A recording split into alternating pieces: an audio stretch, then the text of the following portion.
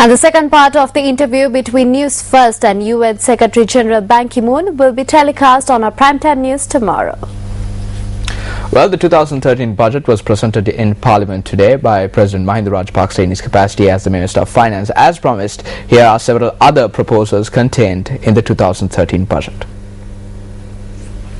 The budget has provided tax breaks to foster the growth of the renewable energy sector, while a number of proposals have also been forwarded to broaden the scope of local agricultural products. සීනිවලට ආදේශනය කළ හැකි දේශීය හකුරු පැණියා අතිරේක නිෂ්පාදන පුළුල් කිරීම සඳහා An opportunity will be given to tap coconut trees and kettle trees in order to promote jaggery as a substitute to sugar. නිෂ්පාදනයට පමණයි පැණිවලට විතරයි මේ දේශීය බීම හදන්න බෑ. The 2013 budget also proposes that the replanting subsidiary for tea smallholders be increased by 50,000 rupees in order to encourage replanting. The proposal also noted that 25,000 acres of underutilized land, which were identified through the 2012 budget proposal, be distributed among 12,500 entrepreneurial youth on a 30-year lease basis. The import taxes imposed on equipment used in garment factories will be reduced from 5% to 2.5% through the new budget. In order to develop SMEs in the country, the 2013 budget proposes that the applicable annual turnover for taxation be raised to 500 million rupees to allow SMEs to benefit from the low tax rate of 10%. A special loan scheme for SMEs has also been proposed through the budget. The loans will be given away by the Samruddhi Bank.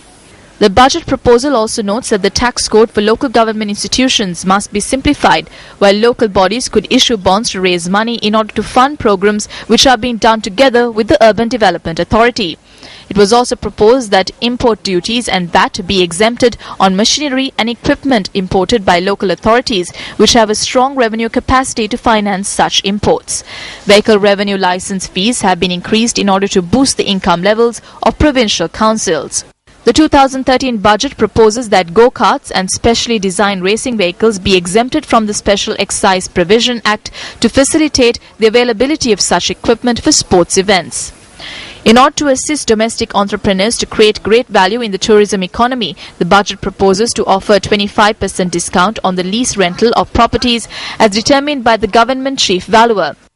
In the education sector, a total of 1,600 million rupees will be allocated to set up 20 technical colleges attached to vocational university colleges, while a further 350 million rupees have been allocated to expand the capacity of 5 agricultural training schools.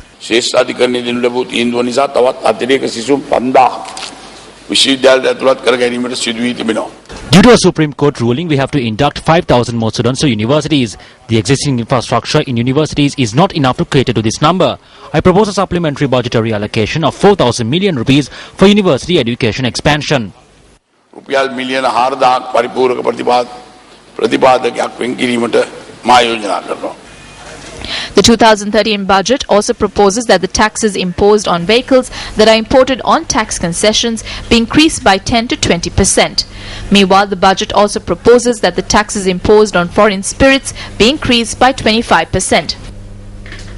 Well, government and opposition parliamentarians also expressed their views on the 2013 budget. නිෂ්පාදන ආර්ථිකයක් සඳහා ශ්‍රී ලංකාව යොමු කිරීම සඳහා It is a budget which has brought Sri Lanka into a production-based economy. Attention has been focused on small-scale producers such as farmers, planters, those engaged in pottery. Funds have been allocated to provide special loan schemes for women and help women to engage in self-employment. We have also provided the highest salary increase given at once. අවධානය යොමු කරලා තියෙනවා විශේෂයෙන්ම කාන්තාවන් වෙනුවෙන් විශේෂ ණය පහසුකම් සපයන්න ඒ වගේම ඔවුන්ට ස්වයං රැකියා වලට යොමු කිරීමට සමස්ත The ordinary people have nothing. A tax holiday has been given to big businessmen. They said the salaries will be increased, but what has been given? The cost of living has increased by 5,000 rupees, but a 1,000 rupee increase has been given to the state sector employees. That too will be given in 2 parts.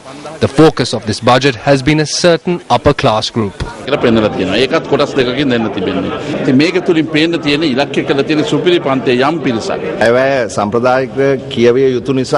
budget was read as a tradition. The people have not received anything from the budget. I see this as a budget presented by 1% for the benefit of 1%, while 99% gets nothing. So 2013 we want to get back onto that growth path of 7 to 8% growth in GDP in spite of a very difficult external situation. We are now no longer LDC, least developed country. We are a middle income country. Now we want to climb up in that middle income country status. For that you have to make investments. How are you going to make investments?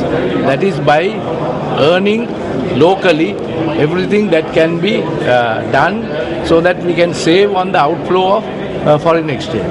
විශේෂයෙන් නූරේලියා බදුල්ල වගේ දිස්ත්‍රික්ක එකකින් ඉන්න ජනතාව ගොඩක් The residents of Nuwara and Badulla districts have been totally neglected. We are trying to get them some relief. Mahinda Chintana 1 and 2 said that relief will be given. But we expected this through the budgets. The ordinary salary of an individual is between 3,000 and 5,000. Therefore, due to the increase in inflation, they are unable to live without relief. We expect subsidies for them from the government.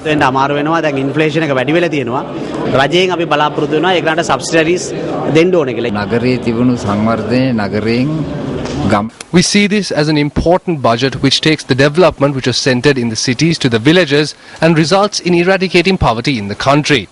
Details have been included in a manner where economic development as well as spiritual development could be achieved.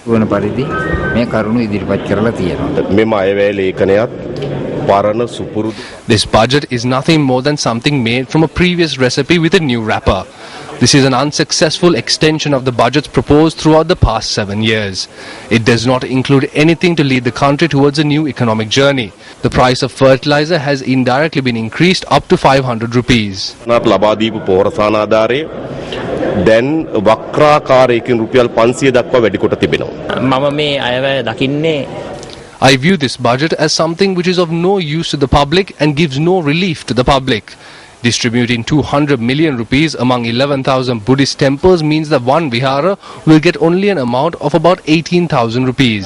බෙදෙනවා කියන්නේ එක විහාරස්ථානයකට රුපියල් 18,000ක් වැනි සොච්චම් මුදලක්. ජනතා හිතවාදී අයවැයක්. It is not a people-friendly budget. It is also not a budget which will develop the country. I don't think it is a budget which plans ahead for the future either. We cannot see an increase in the salary of the state sector employees investing for the education and health sectors in the country. We should study this closely. It was a feel-good budget. It's not a very practical budget because if you look at it, last year they promised 8% GDP, it's coming down to 6. Now they're promising more growth next year. If you look at the export picture, right, the export-import gap has widened. There were no clear proposals as to how that was going to actually be brought down.